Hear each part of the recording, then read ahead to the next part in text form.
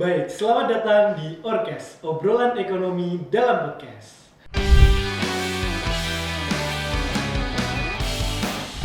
Baik, pada hari ini kita akan membahas mengenai model pembelajaran inovatif dalam ekonomi. Nah, dalam pembahasan hal itu, saya didampingi oleh Bu Sri Handayani, PhD. Beliau adalah seorang dosen di Departemen Ekonomi yang menjadi pakar dalam pengembangan pendidikan di ekonomi.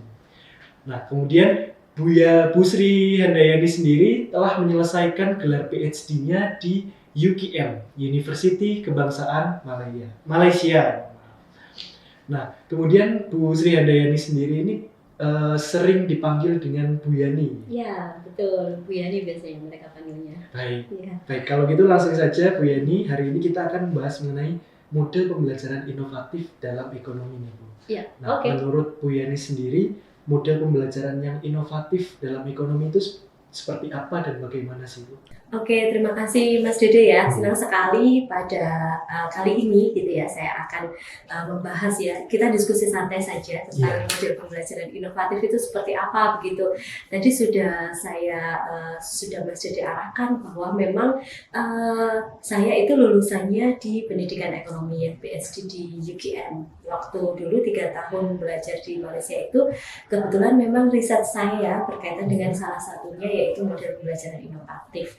Nah, kalau kita berbicara model pembelajaran inovatif itu kan sebenarnya beragam, banyak sekali. Kalau tadi dijelaskan bahwa model pembelajaran inovatif itu yang di topik ekonomi kan yang kita bahas kali ini. Tapi sebenarnya model pembelajaran inovatif itu tidak hanya di ekonomi saja Mas Dede. Jadi boleh kalau Mas Dede kan dari murni nih EKP juga bisa model pembelajaran inovatif di mata kuliah tertentu. Misalnya mata kuliah ekonometrika ataupun mata kuliah PPED begitu ya, atau mata kuliah yang lain seperti itu. Nah, kenapa kok saya ingin membahas yang namanya model pembelajaran inovatif ini? Karena saat ini kan kita semuanya paham ya bahwa era teknologi gitu kan, kemudian era digital nih. Nah, Mas Dede ketika kuliah kira-kira kan pasti toolsnya kan macam-macam kan yang dipakai ya. Biasanya pakai apa aja sih kalau boleh tahu? Kalau mengerjakan tugas gitu ya. Mengerjakan tugas ya biasanya kalau di Google Scholar. Oke. Nah, pakai app macam-macam kan gitu kan. Nah, betul. Nah, ketika ada tools, ketika ada app macam-macam tadi sangat bervariasi. Nah, otomatis strategi pembelajaran yang kita pakai atau strategi atau model yang kita buat gitu ya. Nah, itu harus memenuhi kriteria apa sih kebutuhannya gitu. Nah, berarti otomatis ketika saya membahas model pembelajaran inovatif ini, otomatis itu adalah salah satu komponen atau salah satu hal yang bisa kita pakai ketika kita mau transfer knowledge gitu. Nah, jadi misalnya nih seorang dosen atau seorang guru, ketika dia mau mengajarkan topik tertentu ke mahasiswanya atau ke peserta didiknya ya, gampangnya kan ini luas, bisa untuk SMA, bisa untuk SMP ataupun bisa kuliah gitu. Ketika saya mau menjelaskan nih tentang konsep APBN, APBD gitu ya. Nah, berarti apa sih yang enak caranya saya untuk menjelaskan kan gitu. Nah, bisa jadi mungkin Mas Dede sebagai mahasiswa seneng banget nih kalau diajar menggunakan pakai PPT visual yang beragam, misalnya gitu kan, ada datanya, kemudian ada colorful misalnya seperti itu, terus tidak konvensional, menarik gitu ya, visualnya kemudian datanya informatif sekali misalnya begitu kan, kita senang ya kalau misalnya diajar seperti itu. Nah, itu berarti kita harus memikirkan salah satunya apa sih langkah atau strategi yang bisa kita pakai ketika kita mau memahamkan peserta didik kita begitu. Nah, sehingga kalau APBN APBD tadi saya pakai model pembelajaran PBL nih misalnya, salah satunya ya. Nanti boleh juga macam-macam banget gitu. Ada mungkin PBL yang problem based learning, ada yang project based learning, bisa jadi seperti itu. Ataupun mungkin bisa juga dari model-model pembelajaran yang lain gitu ya. Entah itu kompetisi, bermain game gitu ya, gaming dan lain-lain, itu juga banyak sekali model pembelajaran inovatif. Nah misalnya nih tadi akan menggunakan PBL gitu kan. Nah oke, ketika saya menjelaskan APBN, APBD nih, biar siswa saya paham atau mahasiswa saya paham, oke saya akan memberikan data dulu, infografis misalnya gitu. Nah dari infografis itu nanti dipelajari dulu misalnya, oh apa sih yang definisinya dari APBN APBD-nya itu, kemudian komponennya ada apa saja, ada jenisnya apa saja dan seterusnya misalnya. Oke, nah setelahnya itu biar siswanya paham, mahasiswa yang paham, saya kasih case nih gitu kan. Nah misalnya nih ada APBN data dari beberapa, kalau kita sekarang kan presidennya ada yang era reformasi, ada yang sebelum reformasi, ada yang pasca reformasi misalnya seperti itu. Nah akhirnya mahasiswanya calculate, menghitung gitu ya, kalau dari sisi APBN seperti itu dia termasuk balance kah, surplus kah, ataukah defisit misalnya begitu. Nah akhirnya mungkin salah satu yang paling efektif, oke kita menggunakan problem based learning misalnya begitu. Jadi tergantung dari apa sih karakteristiknya mata kuliah atau mata pelajaran tersebut, kemudian siswanya seperti apa atau peserta didiknya siapa saja misalnya seperti itu kan. Karena kita sesuaikan ya Mas Dede ya. Mas Dede semester berapa nih sekarang? Saya sekarang semester 8. Nah semester 8 berarti bentar lagi lulus kan gitu kan.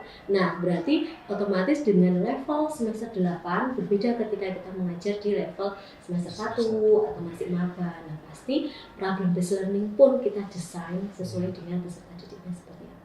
Nah akhirnya seperti itu, sehingga ketika kita akan memanfaatkan yang namanya model ini gitu ya, model pembelajaran inovatif ini gitu kan. Kenapa kok disebut inovatif? Karena kita buat semenarik mungkin gitu ya, inovatif jadi semenarik mungkin, kemudian seefektif mungkin gitu kan. Nah lalu bisa jadi tidak konvensional, kita memanfaatkan berbagai macam tools yang digital saat ini gitu kan.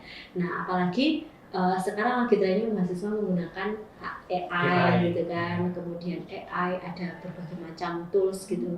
AI pun untuk mencari sumber pun itu beragam gitu ya, tidak hanya dari ChatGPT saja, bisa jadi dari masing-masingnya, Perplexity dan lain-lain gitu ya. Nah banyak sekali kan itu. Nah otomatis kita tidak bisa menghindari itu kan. Nah ketika kita memilih model pembelajaran yang inovatif, otomatis kira-kira toolsnya yang efektif apa ya gitu ya kita pakai. Nah misalnya ketika saya menggunakan PBL nih, akhirnya harus ada media tertentu yang saya pilih misalnya begitu kan. Nah akhirnya medianya enaknya apa ya, kira-kira kelas saya ini karakteristiknya seperti apa.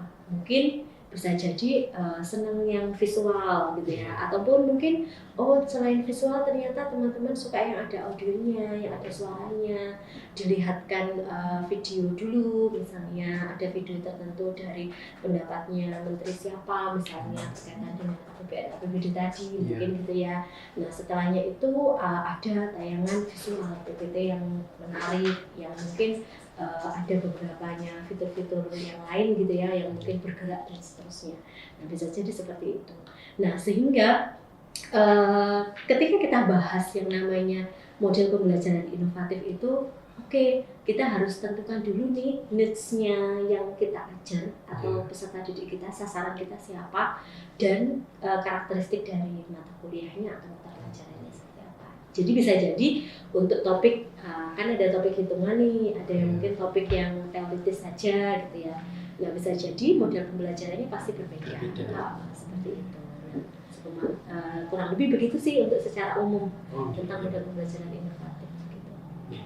Kemudian ini Bu, terkait tadi kan Bu Yani menyampaikan sebelum melakukan ataupun mengaplikasikan model pembelajarannya, Bu Yani harus mengetahui nih karakteristik dari sasaran, baik itu atau siswanya ataupun juga mahasiswanya ataupun juga mata kuliahnya. Nah, step-stepnya itu seperti apa sih Bu untuk mengidentifikasi hal itu, untuk kemudian menemukan model seperti apa sih yang tepat untuk diaplikasikan? Betul. Pertanyaan yang bagus sekali Mas Dede. Jadi biasanya gitu ya, kita di waktu mendesain rancangan pembelajaran gitu kan. Nah itu kita harus melakukan survei awal dulu. berdasarkan kebutuhannya seperti apa. Sehingga kadang-kadang ya ini yang paling penting sekali di pertemuan awal ya, ketika kita mau share RPS dan seterusnya, itu kan kita selalu kalau bisa itu ada diagnosa, tes diagnosa, entah itu tes diagnosa ataupun entah itu observasi secara secara mini dulu gitu ya, ataupun boleh wawancara secara sampling saja. Nah, misalnya seperti itu, jadi ada deteksi terlebih dahulu. Oh ya, kalau sudah dideteksi di awal, berarti kan tahu bahwa biasanya sih saya gitu ya, saya senangnya itu memberikan tes nih, pre-tes ke mereka. Nah, kalau misalnya tes seperti ini, saya desain tes yang mulai pertanyaan, misalnya ada pertanyaan yang multiple choice, kemudian ada pertanyaan uraian gitu ya. Nah, lalu ada pertanyaan opini, pendapat. Di uraian tadi mereka memberikan entah itu responnya atau entah itu experience-nya mereka gitu ya. Nah, jadi saya bisa baca kan, oh rata-rata ternyata kelas ini nih sukanya dia dikasih proyek misalnya. Oh, kelas ini ternyata mereka lebih antusias kalau menggunakan misalnya debat atau menggunakan perform dan seterusnya. Nah, akhirnya itu langkah awal kita untuk mendesain pembelajaran inovatif, kita itu harus ada diagnos terlebih dahulu. Nah, baru kalau sudah kita diagnos, pasti sebelumnya kan kita sudah paham ya bahwa oh apa sih yang kita ajarkan gitu. Nah, yang kita ajarkan pasti kita lebih tahu kriterianya, mulai dari deskripsi mata kuliahnya apa, topiknya tentang apa, isinya tentang apa, kontennya tentang apa. Nah, kalau itu sudah paham, kemudian di-matchkan inline dengan hasil temuan dari diagnos tadi, nah akhirnya kita paham nih kira-kira mau yang mana nih model pembelajaran yang relevan, yang sesuai gitu ya. Itu yang mungkin kita bisa lakukan gitu, preventif yang kita lakukan seperti itu. Makanya itu sekarang kan lagi booming juga pembelajaran diferensiasi kan. Diferensiasi berbeda-beda berdasarkan masing-masing karakteristiknya, itu harus kita sediakan gitu. Jadi sometimes kita ya juga harus move, nggak hanya memberikan materi secara PPT terus gitu ya. Nah, boleh dikombin dengan yang lain-lain. Nah, itu pembelajaran diferensiasi yang biasanya harus dilakukan gitu ya dalam kurikulum saat ini. Ya. Nah, kemudian ini Bu, selama Bu Yani mengajar, kira-kira metode mana sih yang paling banyak diaplikasikan oleh Bu Yani terhadap mahasiswa khususnya di FEB Universitas Segara?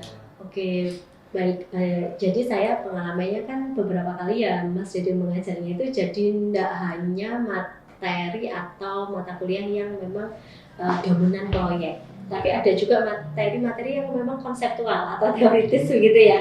Nah, sehingga kalau saya itu mengajar mata kuliah memang cenderung jatuhnya praktek lebih banyak, nah itu maka akan saya pilih model pembelajaran yang project.